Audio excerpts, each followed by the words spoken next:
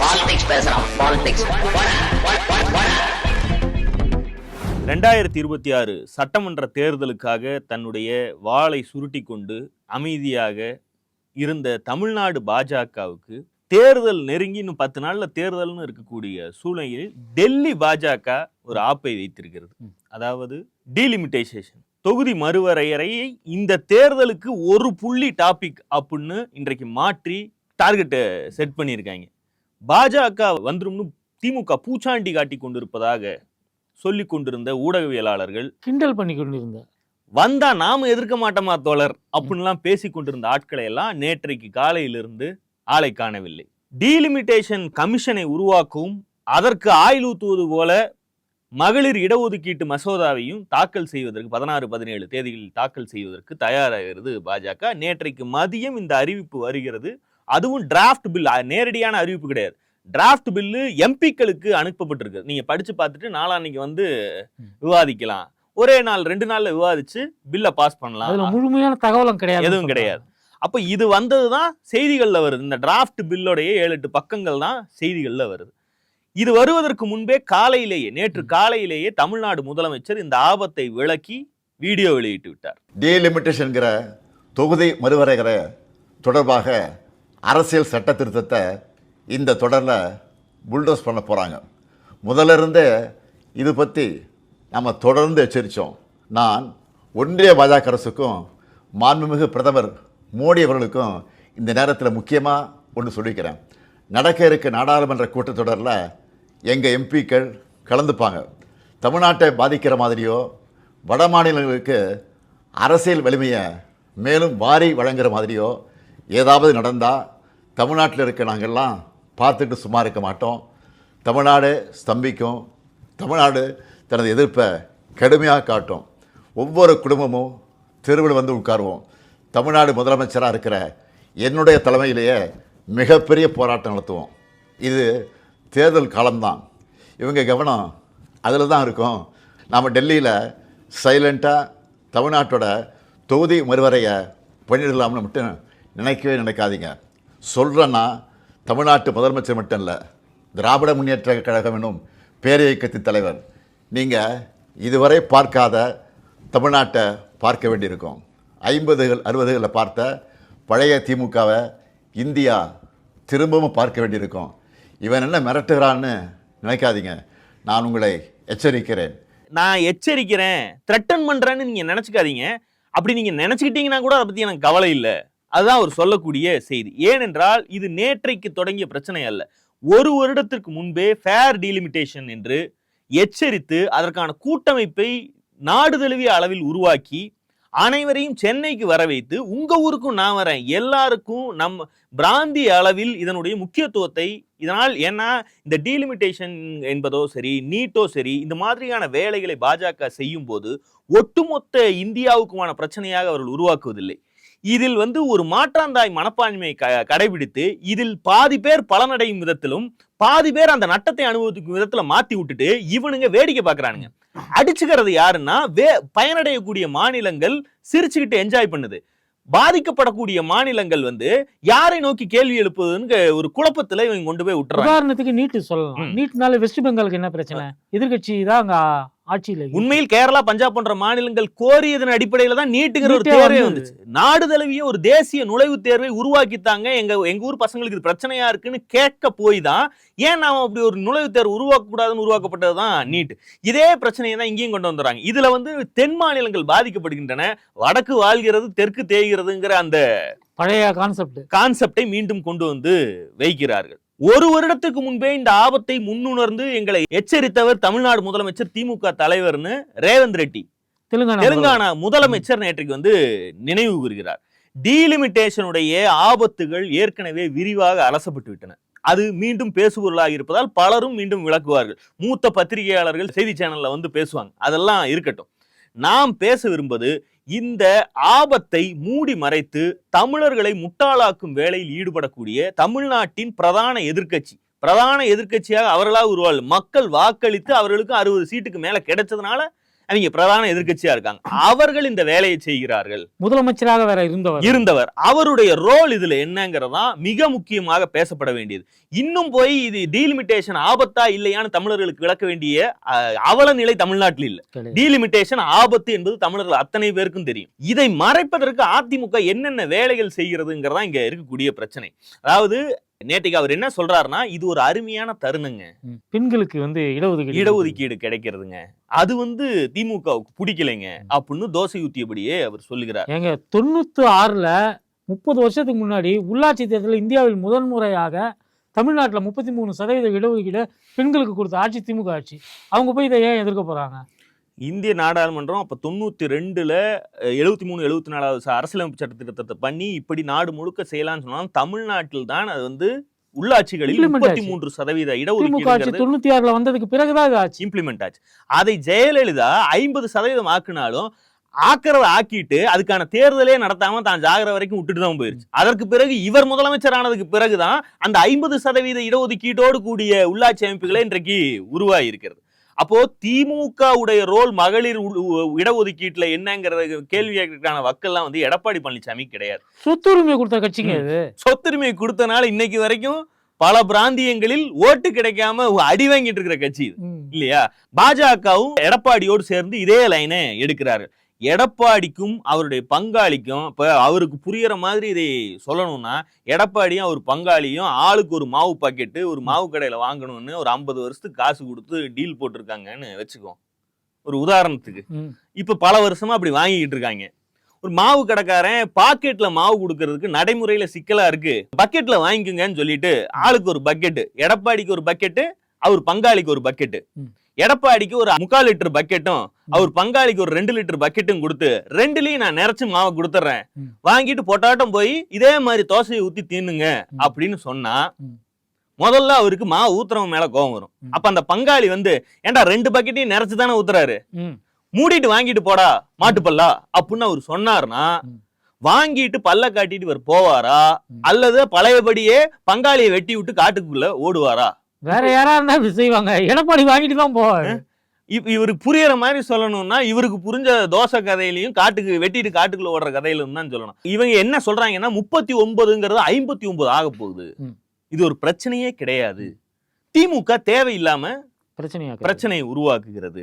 இப்போது இருக்கக்கூடிய 500 சொச்சம் இருக்கக்கூடிய நாடாளுமன்ற இதுல தமிழ்நாட்டுடைய பிரதிநிதித்துவம் 7.1 விழுக்காடு இருக்குதுன்னா இதே விழுக்காடு தான் இனியும் தொடர போகுது. உத்தரப்பிரதேசத்துக்கு எவ்வளவு விகிதம் உயருதோ அதே விகிதம் தான் தமிழ்நாட்டுக்கும் உயரப்போகுது. திமுக பொய் சொல்லுது அப்படின்னு எங்க அந்த பில்லுல இருக்கு? இது முன்னாடி சொல்லப்பட்டது, இது மாதிரி இருக்கலாம்னு உத்தேசமா சொல்லப்பட்டது, கனவு கண்ட ஸ்டைல்ல சொல்லப்பட்டது. ஆனா இப்போ வரக்கூடிய தகவல்கள்லாம் அப்படி இல்லை. 2011 மக்கள் தொகை கணக்கெடுப்பின்படி தான் பர்சன்டேஜை நாங்க நிர்ணயிக்கிறோம் அப்படின்னு அவங்க சொல்லக்கூடியதாக இருக்கிறது. இதுதான் பிரச்சனை. நாம கேட்கறது என்னன்னா, டீலிமிட்டேஷன் நடந்தால் 1971 மக்கள் தொகை கணக்கெடுப்பின்படி செய்யணும் அப்படிங்கிறது நம்மளுடைய கோரிக்கை. எதனால் 1971 நம்ம சொல்கிறோம்னா, 1975-76ல் டெல்லி சொல்லிச்சு இந்தியாவில் மக்கள் தொகை அதிகமாகி கொண்டிருக்கிறது, எல்லாரும் 2 பிள்ளைய தான் பெற்றுக்கணும் அப்படின்னு அவங்க சொன்னானுங்க. முதல்ல சிறு குடும்பம் சீரான வாழ்வுன்னு, அதுக்கப்புறம் நாம் இருவர் நமக்கு இருவர் ஆச்சு, அது நாம் இருவர் நமக்கு ஒருவர் ஆச்சு, அது நாம் இருவர் நமக்கேன்னு ஒருவர்னு மாறுறதுக்கு முன்னாடி நிப்பாட்டி வச்சுட்டோம். என்னன்னா 1975-76ல் அவங்க கொண்டு வந்ததை இந்தியா முழுக்க பின்பற்றினார்களா குடும்ப கட்டுப்பாடு திட்டங்களை? இங்க இருக்கிறவங்க ஒழுங்கா நிறுத்திட்டான், எல்லாம் 2 குழந்தையோட நிறுத்திக்கிட்டான். வட இந்தியாவில் அது போல ஒரு நிலைமை கிடையாது. அங்க இன்னமும் ஒவ்வொரு வீட்டில் 4 குழந்தை பெற்றுக்கிறது, 5 குழந்தை பெற்றுக்கிறது, இது மாதிரியான ஒரு விஷயம் நடக்குது. சென்ட்ரல் கவர்மெண்ட் சொன்ன ஒரு விஷயத்தை ஒழுங்காக கடைபிடித்ததால் இன்னைக்கு மக்கள் தொகை ஒரு கட்டுக்குள் இருக்கிறது. ஆனால் கட்டுக்குள் இருக்கக்கூடிய இந்த மக்கள் தொகையை வச்சுதான் நாங்க உங்களுக்கு தொகுதிகளில் எண்ணிக்கையை அதிகரிப்போம் அப்படின்னு சொல்வது முறையாகாது. அதனால தான் நாம என்ன சொல்றோம்னா, 1971 கணக்கெடுப்பின்படி மக்கள் தொகை கணக்கெடுப்பின்படி இந்த பர்சன்டேஜை கொடு அப்படின்னு சொல்லி நாம கேட்குறோம். நிறைய பேருக்கு இதுல ஒரு கன்ஃபியூஷன் இருக்கு. லேட்டஸ்டான மக்கள் தொகை கணக்கெடுப்புல தானே செய்யணும், அதுதானே சரியா வரும் அப்படின்னு சொல்றாங்க. அது முதல்ல நம்ம கேட்கறதுக்கு சரியாக இருக்கலாம். ஆனா இதுக்குள்ள இப்படி ஒரு உள்குத்து இருக்கு. ப. சிதம்பரம் தெளிவாக சொல்றார். அதாவது 50% உயர்த்தினால் தமிழ்நாட்டுடைய எண்ணிக்கை 39லிருந்து 58 அல்லது 59 ஆக வேணும். ஆனா அது ஒரு மாயை, அப்படி ஆக போவதில்லை. டீலிமிட்டேஷன் என்று ஒன்று வரும்போது அது 46ஆகத்தான் வரும். அது குறையும். உத்தரப்பிரதேசத்துடைய ஸ்ட்ரென்த் வந்து 80லிருந்து 120 ஆகும்னு நாம நினைப்போம். ஆனா டீலிமிட்டேஷன் இவர்கள் செய்யக்கூடிய விதத்துல மக்கள் தொகை அடிப்படையாக வைத்து செய்தால் அது கிட்டத்தட்ட 140 நோக்கி போகும். 146 எக்ஸாக்ட் நம்பரே சொல்றாங்க. அப்போ எல்லா சதர்ன் ஸ்டேட்ஸும் தென் மாநிலங்கள் அனைத்தும் இன்றைக்கு 24.3% இடங்களை ஒட்டுமொத்த நாடாளுமன்றத்தில் பெற்றிருக்கின்றன என்றால் அது 4% மேலாக குறைந்து 20% மாறும். அதாவது 4ல் ஒரு எம்பி இன்னைக்கு வந்து தென் மாநிலத்திலிருந்து வந்திருக்காங்கன்னா 5ல் 1 அது மாறதுக்கான வாய்ப்புகள் இருக்கு. அப்போ இது சேட்டை, இதைத்தான் நாம் எதிர்க்க வேண்டும்னு அவர் சொல்கிறார். முதல்ல 59 ஆக போகுது அப்படின்னு பாஜகவும் அதிமுகவும் சொல்லுகிறது என்றால் அதை மோடி சொல்லுவதற்கு அவர் என்ன கேடு? அவர் இப்ப வரைக்கும் சொல்லியிருக்காரா? இல்ல டிராஃப்ட் பில்லு கொடுத்துருக்கு, எல்லா எம்பிக்கும் கொடுத்துருக்கீங்க, அது போடுறதுக்கு ஒரு பக்கம் வருமா? எல்லா மாநிலங்களும் உத்தேசமாக இத்தனை எண்ணிக்கையை பெறப்போகின்றன என்று அபிஷியலாக அவர்கள் அறிவிப்பதற்கு, இந்த டிராஃப்ட் பில்ல அறிவிப்பதற்கு என்ன கேடு? இப்ப வரைக்கும் அவங்க சொல்லல. அப்ப பில்லுல எதுவுமே சொல்லாததை தமிழர்கள் நம்ப வேண்டும், தென் மாநிலத்தில் இருக்கவங்க நம்ப வேண்டும் கேட்கக்கூடிய இவர்கள் பில்லில் சொல்லி இருக்கக்கூடிய விஷயங்கள் அடிப்படையில ஒரு போராட்டம் நடத்தினா அதை வைத்து விமர்சனம் பண்ணா அதை தடுக்கிறாங்க. ஏன்னா பில்லுல தான் சொல்லி இருக்கு, மக்கள் தொகையின் அடிப்படையில் டீலிமிட்டேஷன் கமிஷன் இந்த முடிவை எடுக்கும், தொகுதி மறுவரையை மக்கள் தொகை அடிப்படையில் செய்வோம்னு அது அதுல வரி வருது. 59 தமிழ்நாட்டுக்கு வரும்னு எங்கேயாவது வருதா? எதை வைத்து அசியூம் பண்றது? அப்போ இல்லாத ஒன்ன நம்பி காத்திருக்கணும் தமிழ்நாட்டில் இருப்பவர்கள். ஆனா இருக்கக்கூடிய ஆபத்தை, டிராஃப்டில் இருக்கக்கூடிய ஆபத்தை சுட்டி காட்டினா நாங்கள் பதில் சொல்ல மாட்டோம். இந்த கமிஷன் அமைக்கப்பட்டால் அது வந்து தமிழ்நாட்டுக்கு 10 தொகுதின்னு சொன்னாலும் கேட்டுட்டு தான் இருக்கணுமே தவிர அதை சேலஞ்ச் பண்றதுக்கு சட்டபூர்வமாக எந்த வழிவகையுமே கிடையாது. இவர்கள் கொண்டு வருவது கான்ஸ்டிடியூஷன் அமெண்ட்மெண்ட் பில். உச்ச நீதிமன்றத்துக்கு போனாலும் செல்லுபடியாக அது சட்டம் ஆயிருச்சு. சட்டத்துக்கு அரசுடைய பாலிசி அது, அந்த பாலிசியில் தலையிடுவதற்கு எங்களுக்கு உரிமை இல்லைன்னு சிம்பிளா முடிச்சுட்டு போயிருவாங்க. அப்போ இந்த பில்லு பாஸ் ஆவது என்பது தமிழ்நாட்டுக்கு அநீதி இழைக்கப்பட்டால், தென் மாநிலங்களுக்கு அநீதி இழைக்கப்பட்டால் முறையிடுவதற்கு கூட வழி இல்லாத ஒரு முட்டுச்சந்து.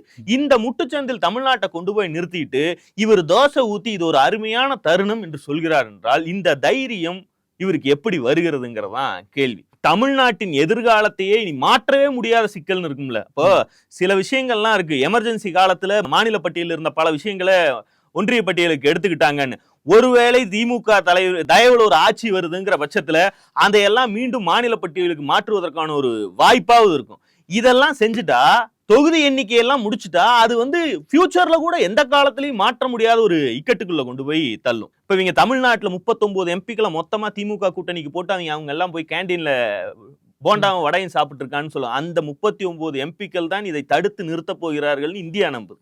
காங்கிரஸ்ல இருக்கக்கூடிய வட இந்திய எம்பிக்கெல்லாம் இதுக்கு என்ன முடிவெடுப்பாங்கன்னு நமக்கு இல்ல, காங்கிரஸ் தலைமைக்கே இப்ப வரைக்கும் தெரியாது.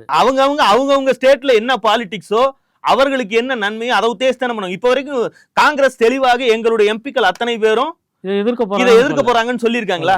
2/3 மெஜாரிட்டி இருந்தாதான் இதை பாஸ் பண்ண முடியுங்கிற இதுல பாஜக இவ்வளவு தீவிரமா இதுல இறங்குதுன்னா அதுக்கு பின்னாடி ஏற்பாடுகளை செய்யாம அது செய்யுமா?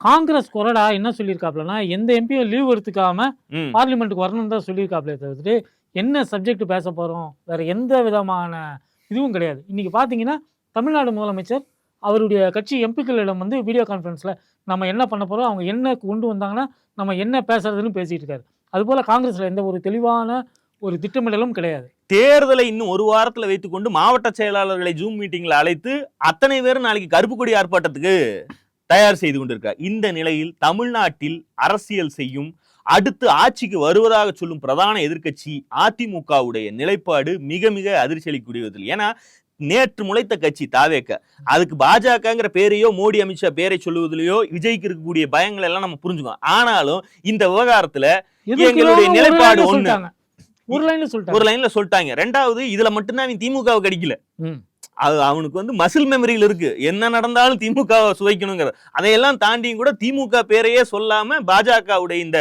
டீலிமிட்டேஷன் ப்ராசஸ் எடுத்து ஒரு அறிக்கை விட்டுருக்கான். தாவேகா கேட்டுக்கு அவன் அறிக்கை விட்டான். சீமான் எடுத்தீங்க, சீமான் வந்து நூதனமா நான் இதை எதிர்க்கிறேன், ஆனா இதுக்கெல்லாம் காரணமே கலைஞர் தான். டீலிமிட்டேஷன்ங்கிறது தொகுதி மறுவரைங்கிறது எல்லை மறுவரையும் புதுக்கோட்டைக்கு தனி தொகுதி முன்னாடி எம்பி தொகுதி இருந்துச்சு, இப்ப அது இல்ல, அது காரணமே கலைஞர் தான். அது எப்படிங்க முடியும்? ஒரு மாநில, அதாவது ஈழத்துல கலைஞர் போற நிறுத்தி இருக்க முடியும்னு நம்பலானுங்கல்ல, அதே நம்பிக்கையில இன்னமும் இருக்கானுங்க. சரி, அதையெல்லாம் சொல்லிட்டு கூட டீலிமிட்டேஷனை எதிர்க்கிறேன், இது வந்து அநியாயம்னா அதை சொல்லிட்டு. அப்போ தமிழ்நாட்டில் திமுகவை எதிர்ப்பதே முழு நேர வேலையாக வைத்திருக்கக்கூடிய இந்த 3 கட்சிகள்ல 2 கட்சிகள் பாஜகவுடைய இந்த நடவடிக்கையை எதிர்த்து பேரளவுக்காவது எதிர்த்து இது பண்ணிட்டாங்க. இவங்க சேர்த்து வச்சிருக்கிற ஜோம்பி கூட்டம் குறைந்தபட்சம் இதுல கொஞ்சம் அமைதியாவது காக்கும். பாஜக எதிர்த்து அது போராட போறது இல்லை. ஆனால் இந்த விவகாரத்தில் அதிமுக எடுத்திருக்கக்கூடிய இந்த நிலைப்பாட்டால் தமிழ்நாட்டில் அதிமுக தனித்து விடப்படுவதற்கான சாத்தியங்கள் அது. இது மிக முக்கியமான ஒரு புள்ளி. இல்ல, அந்த கட்சி தொண்டர்களுடைய பார்வையை கூட நமக்கு என்னன்னு தெரியாது. இது எடப்பாடியுடைய தனிப்பட்ட ஒரு பார்வை தான் இது. அந்த கட்சியுடைய மற்ற தலைவர்களை எல்லாம் கூப்பிட்டு பேசி டீலிமிட்டேஷனால தமிழ்நாட்டுக்கு சாதகமா பாதகமா, தமிழ்நாட்டுக்கு விடுங்க, அதிமுகவுக்கு சாதகமா பாதகமான்னு கூட எடப்பாடி பேசியதாக எந்த தகவலும் இல்லை. பேசுவாங்க. எப்ப பேசுவாங்கன்னா, இந்த தேர்தல் முடிஞ்சு தோத்து கூப்புக்கு போனதுக்கு பிறகு எடப்பாடி பழனிசாமியுடைய தலைமை எப்படி தரைநக்கி தலைமையாக இருக்கிறது, இதை வைத்துக்கொண்டு எப்படி கரை சேர முடியாதுன்னு ஒவ்வொருத்தரா பேசுவாங்க. பாத்தீங்களா, ஏன் தொகுதியில நான் ஏன் தோத்தேன்னு ராயபுரம் ஜெயக்குமார் அப்ப சொல்லுவார், நான் ஏன் தோத்தேன்னா இதுல இப்படி தமிழ்நாட்டுக்கு விரோதமா எடப்பாடி பழனிசாமி வந்து முடிவெடுத்தாரு, அதனால இல்லாட்டி நான்லாம் தோக்கக்கூடியவனா அப்படின்னு அவர் அப்ப சொல்லுவார். ஆக மொத்தத்தில் தமிழ்நாட்டுக்கு விரோதமான இந்த சட்டத்தை ஆதரிப்பதோடு இது அற்புதமானது என்று சொல்லக்கூடிய ஒரே பெரிய கட்சியாக அதிமுக இருக்கிறது. பாஜகவுடன் சேர்ந்து அதிமுக துடை தெரியப்பட வேண்டிய கட்சி என்பது நிறுவனம். ஏன்னா பெற்ற தாயை விற்று தின்ன தயங்காத ஒரு தலைமை இன்றைக்கு அதிமுக பெற்றிருக்கிறது.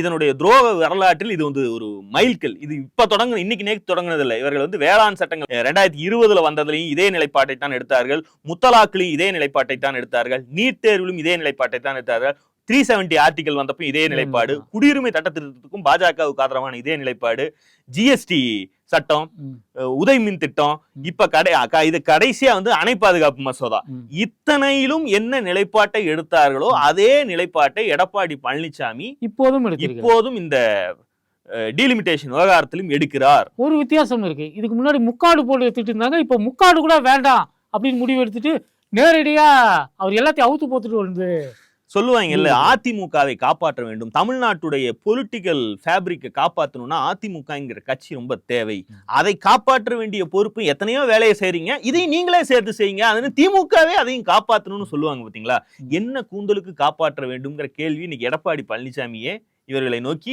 எழுப்பியிருக்கிறார். அதிமுக என்கிற கட்சி அழிய போகிற தேர்தலாக இது இருக்க போகிறது. இது நம்மளுடைய விருப்பம்லாம் கிடையாது. அதற்கான நடவடிக்கைகள் சமிக்கைகள் எல்லாம் அவரே தான் கொடுத்துட்டு இருக்கார். தமிழ்நாட்டுக்கு தேர்தலை வச்சுட்டு 10 நாள்ல தேர்தலை வச்சுட்டு பாஜக ஏன் இப்ப இதை கொண்டு வருதுன்னு மயிலாப்பூர், நங்கநல்லூர் ஆசாமிகள் எல்லாம் இப்பவே இணையத்துல சினுங்க ஆரம்பிச்சிட்டாங்க. அட போங்கடா, இதுக்கு மேல ஜோலியா அப்படிதான் அவனுக்கு புலமை. அவனுக்கு தெரியுது இது என்னவா ஆகும். திமுக மாதிரியான ஒரு கட்சிக்கு இப்படி ஒரு வேலையை தேர்தல் நெருக்கத்துல செஞ்சா பிரச்சாரத்தை நிறுத்து, நாம முதல்ல போராட்டத்தை முடிப்போம்னு அவங்க வந்து பிரச்சாரத்தை எல்லாம் நிப்பாட்டிட்டு மாவட்ட தலைநகரங்கள்ல போராட்டத்துக்கு இறங்கிடுவாங்க. இது அவர்களுக்கு தெளிவாக தெரிகிறது.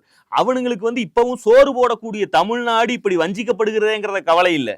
எலெக்ஷன் நேரத்துல தமிழனுக்கே சூடு வச்சா, வாக்களிப்பவனுக்கே சூடு வச்சா அவன்கிட்ட ஓட்டு எப்படி வாங்குறது அப்படிங்கிற கவலை தான் இவனுங்களுக்கு. இந்த தேர்தலுடைய மிக முக்கியமான பேசுபொருளாக டீலிமிட்டேஷனை பாஜக உருவாக்கி தமிழர்கள் முன்னால் வைத்திருக்கிறது. தமிழ்நாட்டை காக்க தேவை பாஜகவையும் டெல்லி ஆதிக்கத்தையும் எதிர்க்கக்கூடிய ஒரு வலிமையான இயக்கம். அந்த இயக்கத்துக்கு ஆயுதங்கிறது வந்து பாராளுமன்றத்திலும் சட்டமன்றத்திலும் இருக்கக்கூடிய இடங்கள். அந்த இடங்கள் தான் தமிழ்நாட்டை நீ காப்பாற்ற போகிறது. அப்போ அது மட்டும்தான் சட்டபூர்வமாக தமிழர்களை காப்பாற்றுவதற்கான ஒரே வழி. முதலமைச்சர் சொல்வதை போல தமிழ்நாடு போராடியாக வேண்டும், தமிழ்நாடு வென்றாக வேண்டும்ங்கிற நிலைமைக்கு தேர்தலோட கிளைமேக்ஸை கொண்டு வந்து நிறுத்தியிருக்காங்க. தமிழ்நாடு வித் டெல்லிங்கிற அவரு சொல்லக்கூடிய அந்த விஷயத்தை வந்து சரியா மோடி புரிஞ்சுட்டு இருக்காரு. மீண்டும் சந்திப்போம். லைக் பண்ணுங்க, ஷேர் பண்ணுங்க, கமெண்ட் பண்ணுங்க, சப்ஸ்கிரைப் பண்ணுங்க. பாலிடிக்ஸ் பேசலாம். பாலிடிக்ஸ்